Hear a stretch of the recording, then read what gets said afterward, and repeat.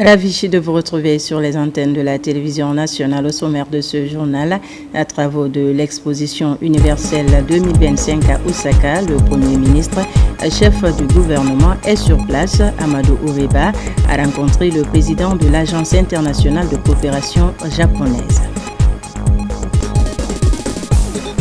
C'est parti pour les activités du projet de formation et d'employabilité féminine lié au programme Simandou 2040.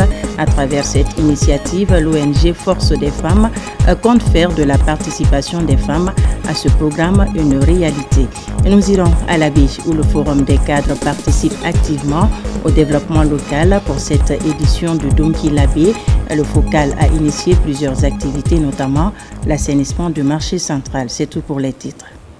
Bonjour à tous et bienvenue dans ce 13h. Tout d'abord, à marge des travaux de l'exposition universelle 2025 tenue à Osaka, le Premier ministre a rencontré le président de l'Agence internationale de coopération japonaise. Au menu des débats, le renforcement de la coopération entre la Guinée et la JICA.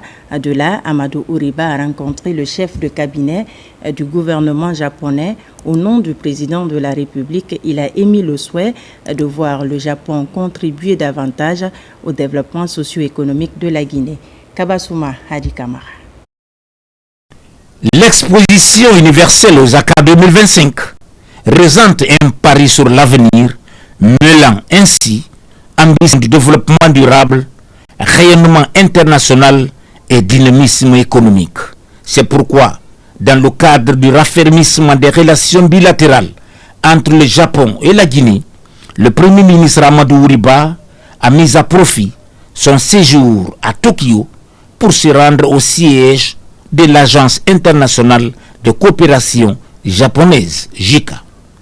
Ici, le chef du gouvernement et le président de la JICA ont discuté autour de nombreuses questions liées à la promotion du secteur de la santé, de l'éducation, de la pêche et des infrastructures. Comme vous le savez, le Japon est un partenaire très ancien. La JICA, qui est l'agence de coopération du Japon, de manière générale, a fait beaucoup pour notre pays.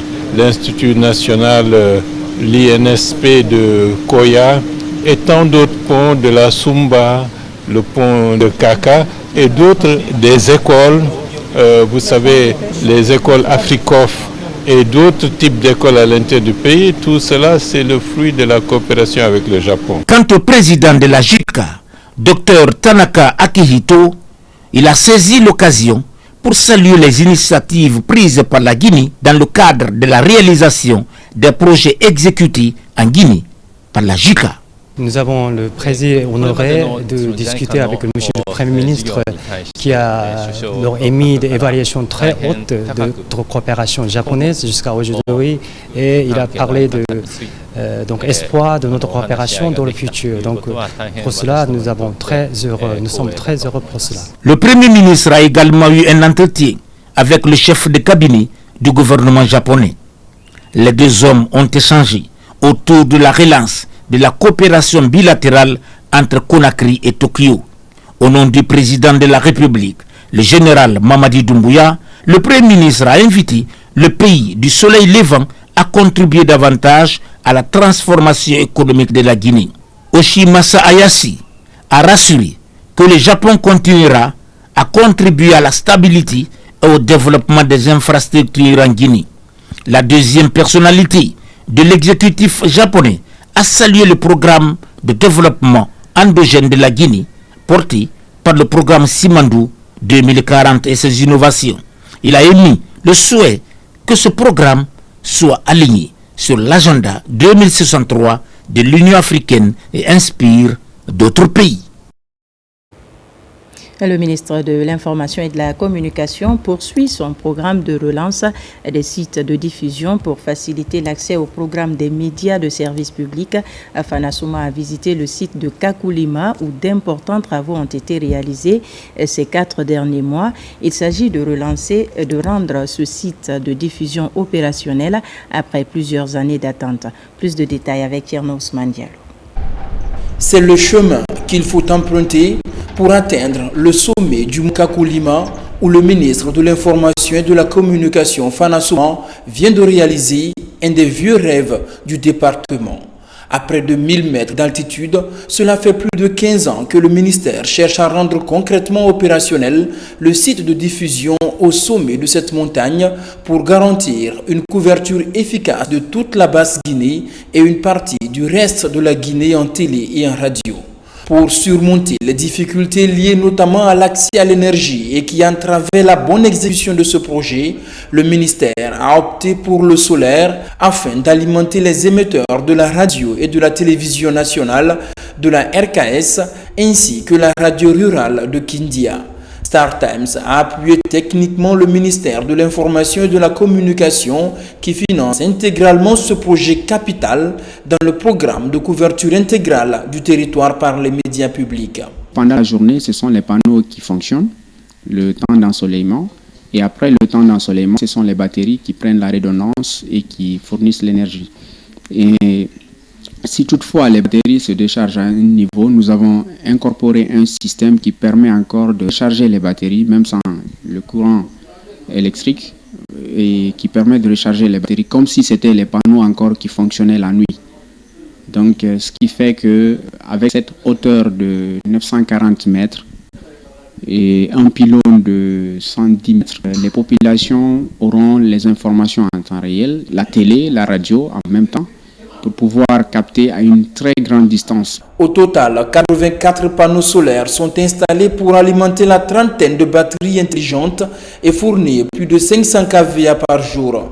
Assez suffisant pour assurer le fonctionnement des différents émetteurs radio et télé. Le dispositif est entièrement sécurisé et doté d'équipements pour surveiller la consommation énergétique à distance. Sur le site, toutes les garanties sont données par les techniciens d'entreprise ayant installé les émetteurs et qui travaillent à garantir la réception des images et des sons. Quand on était venu, on avait vu que le pylône était un peu défectueux, donc il fallait d'abord faire un travail en amont, c'est-à-dire faire les peintures, les blonds, il y avait beaucoup de blonds qui étaient déchirés. Il fallait d'abord serrer ces blonds, faire la peinture. Et quand on était vraiment rassuré que tout était bon, on avait même informé monsieur le ministre et c'est à partir de là qu'on a commencé les installations. Encore pour la télé, nous avons une antenne qu'on va installer là tout à l'heure pour la réception de la télé. Je vous garantis qu'un an, 2 ans, 3 ans, 4 ans, 5 ans, on n'aura pas besoin d'acheter un autre émetteur pour venir mettre ici, à moins qu'on veut changer des capacités. Sinon, vous n'aurez pas besoin d'avoir d'autres émetteurs ici sur le site. Pour le ministère de l'Information et de la Communication, la réussite de ce projet marque un tournant décisif dans la mise en œuvre de la vision présidentielle pour l'accès facile de toute la population à la radio et à la télévision. Des sites stratégiques et situés en hauteur comme celui de Kakoulima sont répertoriés à travers tout le pays et vont bénéficier d'investissements conséquents pour désenclaver toute la Guinée en matière de télévision et de radio. Ce site répond à une préoccupation fondamentale du chef de l'État, le général Mamadi Doumbouya, qui nous a instruit de couvrir tout le territoire national en radio et en télévision. Donc avec ce site que nous avons mis en service, qui était prêt à abandonner depuis 12 ans, vous allez comprendre que d'ici la semaine prochaine, tout le territoire de la Basse-Guinée sera couvert entièrement en radio, c'est-à-dire la radio nationale, la RKS, la télévision de Robinet et la télévision de Koloma. Également, nous avons ajouté une radio régionale de Kindia qui va aussi avoir une grande couverture du territoire. C'est vrai que les autorités d'antan avaient pensé qu'il fallait tirer une ligne spéciale. Bon, nous sommes arrivés, en répondant à la préoccupation du chef de l'État, nous avons préféré installer le solaire avec des batteries lithium que vous avez visitées, avec des panneaux vraiment très modernes. Nous avons travaillé avec notre partenaire technique, StarTime. Pratiquement tout est fini. Vous avez vu la parabole qu'on est en train d'installer qui va nous permettre d'avoir le signal de notre nouveau partenaire qui va nous donner cette fois-ci le signal, mais en bande KU et en bande C, qui va permettre à la population d'avoir vraiment la télévision sans fournir beaucoup d'efforts, sans passer par les distributeurs. Parce qu'avec une simple antenne Yagi, vous pouvez vraiment regarder la télévision nationale, vous pouvez regarder la télévision de Bourguinet, vous pouvez aussi écouter la radio nationale et puis la RKS sans difficulté. Voilà la préoccupation du chef de l'État que nous sommes en train de reprendre. Ça n'a pas été du tout facile, parce que ça fait près de 4 mois, nous sommes sur le terrain, nous sommes en train de travailler discrètement et aujourd'hui, vraiment, on est quand même satisfait. En relevant le défi de mettre en marche le site de Kakolima, le ministère de l'Information et de la Communication espère surtout dupliquer ce modèle vers d'autres sites de diffusion, autrefois en souffrance du fait du manque d'énergie, pour faciliter la réception effective de la radio et de la télévision partout à travers le pays. Hors du continent, la Guinée prend une part active à la 9e édition du Salon Viva Technologie. En plus de la présence de start-up guinéennes, on note également la présence de la ministre des Postes, des Télécommunications et l'économie numérique.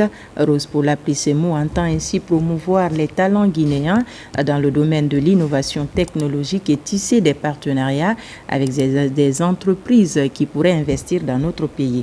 Les images de Ali Adjon Keïta sont commentées par Sekou Fernand Kourouma.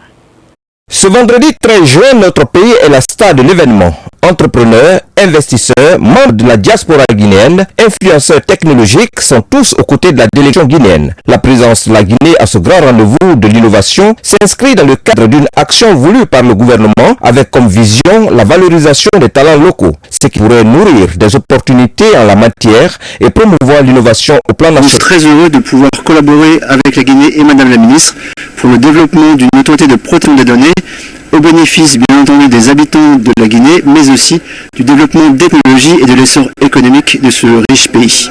À travers cette participation, les autorités ambitionnent de faire de la Guinée l'épicentre de l'innovation technologique d'une Afrique en pleine mutation. Une politique qui s'illustre par de nombreuses réformes engagées dans divers secteurs porteurs de croissance. Notre présence ici, non seulement au Vivatech, ça vise à présenter la Guinée comme une destination, présenter nos startups qui ont quand même des idées, mais surtout renforcer les liens qui nous permettront de tenir cette vision du développement. Nous avons également profité pour, toujours dans le cadre de la coopération Sud-Sud cette fois-ci, de voir le ministre en charge d'Éric en Côte d'Ivoire, un pays frère avec qui nous avons déjà une belle collaboration que nous avons signée en décembre dernier. Et nous continuerons dans la même dynamique. Un grand thème, l'intelligence artificielle est au cœur de cette édition avec 85 des entreprises déclarant vouloir renforcer leurs investissements dans ce domaine.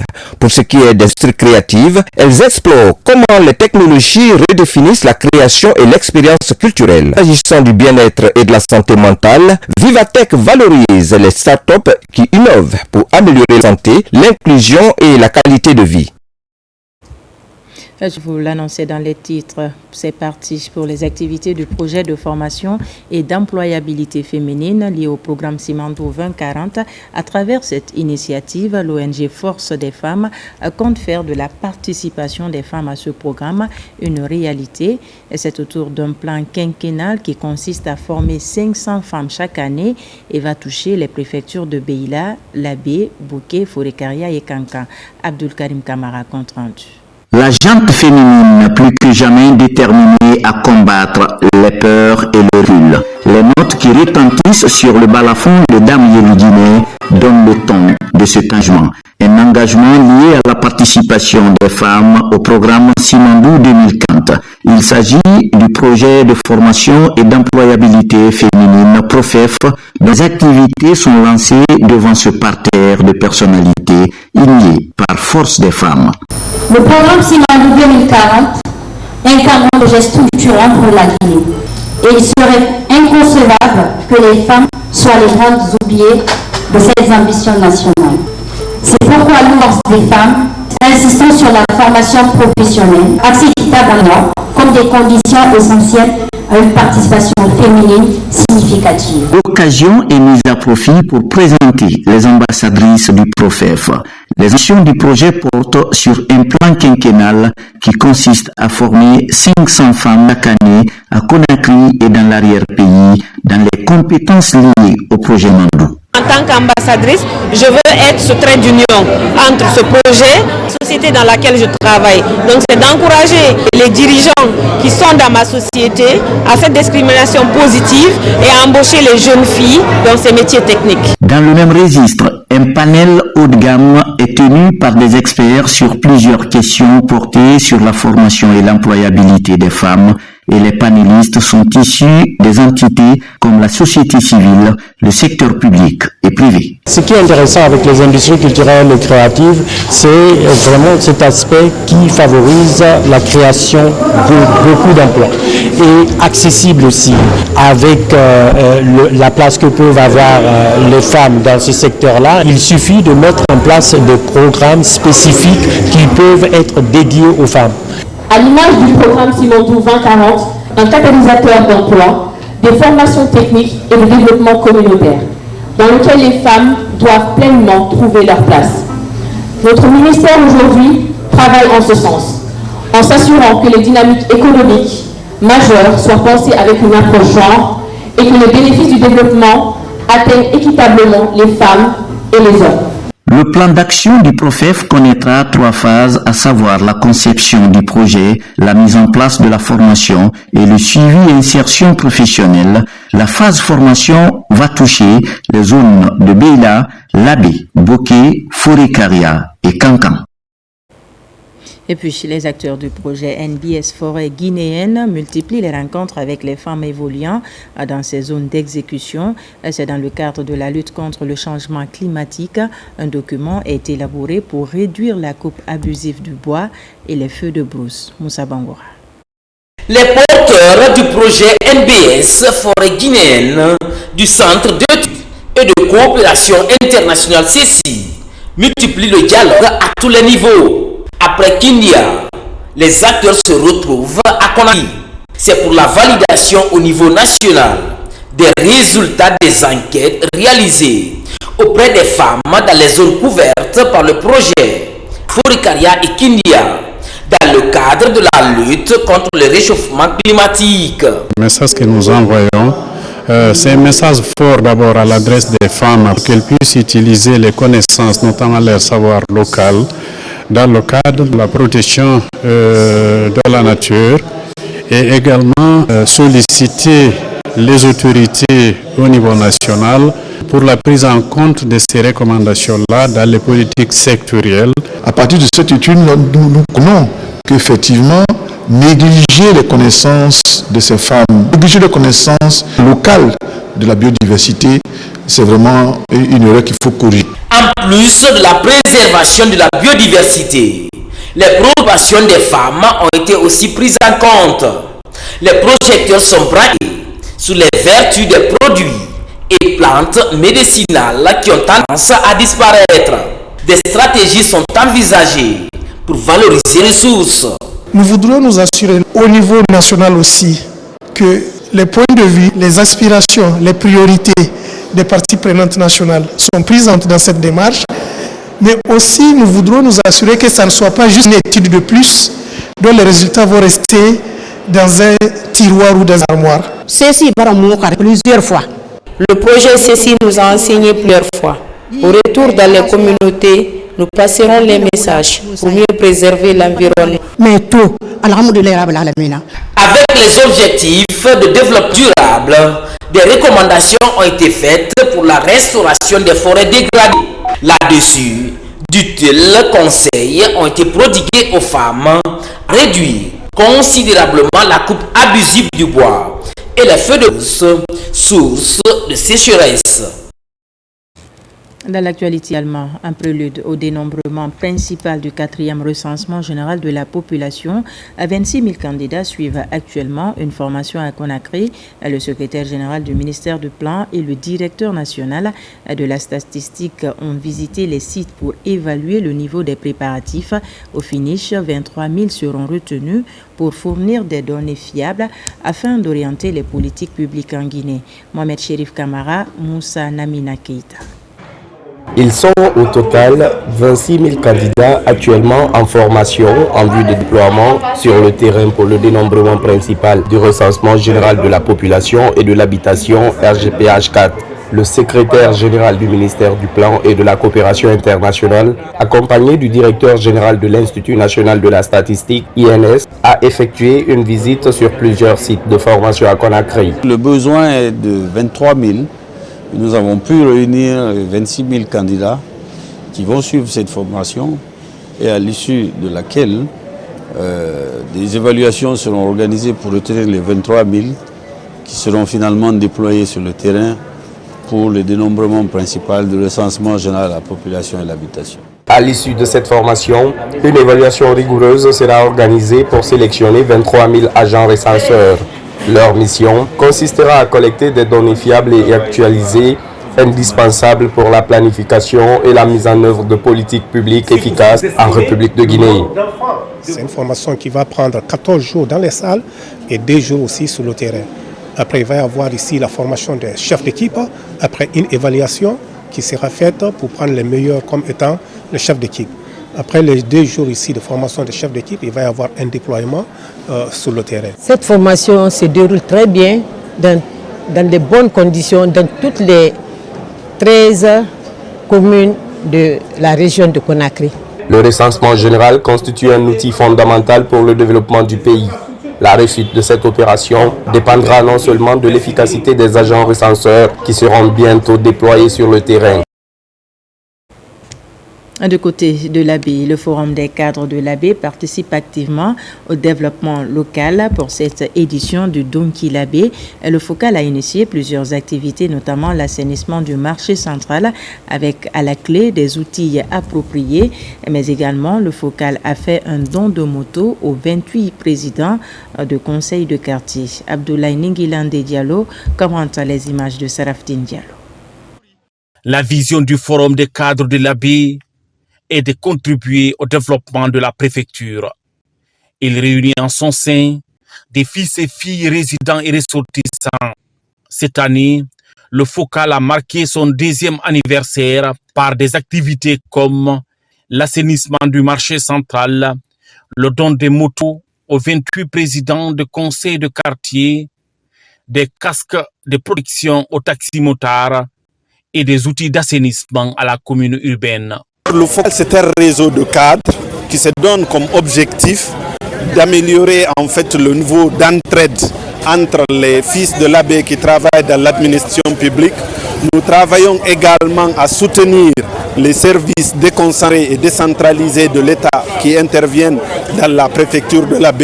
Nous soutenons des associations de l'AB.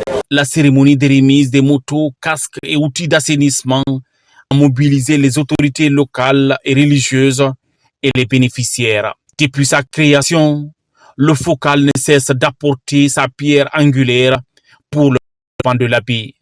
Une contribution patriotique appréciée par les autorités à travers le président de la délégation spéciale. Sentiment de satisfaction par rapport à cette initiative qui accompagne la commune urbaine de l'AB dans le cadre de l'assainissement, qui est l'une des activités phares au niveau de la commune urbaine de l'AB. Le Forum des cadres de l'AB, faut-il le rappeler, a été créé en 2024. Une organisation qui, dès lors, apporte son soutien pour le développement de l'AB. On en vient aux 6 communes qui vont abriter le futur parc national Penseli Soya Sabouya. Région administrative de Mamou dispose désormais de plans de développement local actualisés. La mobilisation de financement destiné à répondre aux besoins prioritaires des localités concernées. La remise officielle des documents s'est déroulée à Conakry. Le point avec Moussa Koumar. C'est une étape importante dans la préservation du parc Penseli Soya Sabouya. La remise de ces plans de développement local de 3e génération aux 6 communes rurales de Marela, Soya, Linsan, Sabouya, Ouré, Kaba et Konkouré. Il s'agit d'introduire les PDL de ces communes, les aspects environnementaux, notamment la gestion de la nature. Dans ce PDL, c'est la plus importante ici, c'est de sauver l'environnement. Deuxièmement, la scolarisation de nos enfants. Ça me marque à plus d'un titre. Nous engageons pour aider à WCF à protéger l'environnement parce qu'il œuvre dans ce sens pour que la forêt, la faune et la flore soient protégées dans les différentes localités. Ce document stratégique est une contribution de la World Chimpanzee Foundation à travers le projet Natura Guinée financé par l'Union européenne. Ce projet s'inscrit déjà dans le cadre de la préservation de la nature. Et dans ce cadre-là, comme vous le savez, il nous faut impliquer les communautés pour que cette gestion soit durable. Et donc l'outil primordial pour intégrer les aspects économiques et les aspects de biodiversité, c'est le plan de développement local. Que nous encourageons vivement l'appropriation de ces PDL par l'ensemble des parties prenantes, ainsi que leur utilisation comme base pour la mobilisation des financements complémentaires, notamment à travers les plans annuels d'investissement 2025. Ce document présenté répond aux attentes des acteurs et du gouvernement. L'occasion pour le représentant du ministre de l'Administration du Territoire et de la Décentralisation d'inviter les différents acteurs du processus à faire bon usage. Tout en félicitant, mesdames et messieurs, les acteurs de cette dynamique, nous exhortons les communes d'en faire bon usage et de partager les bonnes pratiques avec les communes qui sont en cours d'actualisation de leur PDL. Avec ce nouveau plan de développement local qui intègre les aspects environnementaux, le gouvernement guinéen confirme sa détermination à protéger les ressources naturelles. Enfin, pour appuyer la gouvernance locale à Farana, l'ANAFIC lance une session de formation à l'intention des points focaux, des comités de gestion des réclamations et agents techniques d'encadrement communautaire. Les thèmes portent sur les procédures de référencement des plaintes liées aux violences basées sur le genre, l'exploitation sexuelle, les abus et autres harcèlements sexuels. Les détails avec Ibrahima Oulem Fofana, Silatigo. À Farana, l'Agence nationale de financement des collectivités locales se déploie dans la lutte contre les violences basées sur le genre. L'initiative s'inscrit dans le cadre du projet Appui à la gouvernance locale. Elle a regroupé les points focaux et les agents techniques d'encadrement communautaire des 46 communes de la région administrative de Farana.